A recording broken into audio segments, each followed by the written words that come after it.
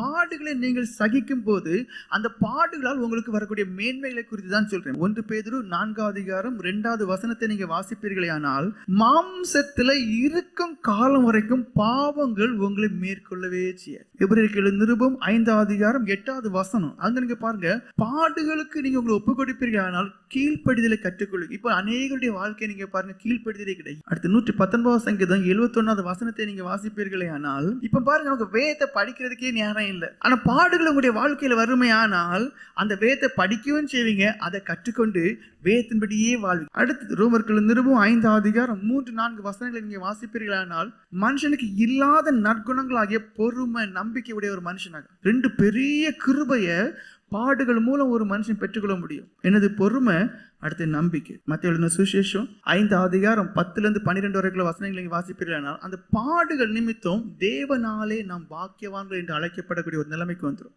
பரலோக ராஜ்யமே அது உங்களுக்கு உரியது. அடுத்தது வெளிப்படுத்தின விசேஷம் 2:10 நீங்க வாசிப்பீர்களே ஆனால், அங்க இந்த பாடுகள் நிமித்தம் தான் நமக்கு ஜீவ கிரீடத்தை ஆண்டு தர. பரலோக ராஜ்யத்துல நாம் போய் சேர்கிறவர்களாய் மாத்திரமல்ல, அங்க தேவன் நமக்கு வந்து நமக்கு தலையில ஜீவ கிரீடத்தை வச்சு நம்மளை ஆசீர்வதிப்பார். பாருங்க, இந்த பாடுகள்னால வரக்கூடிய பாக்கியத்தை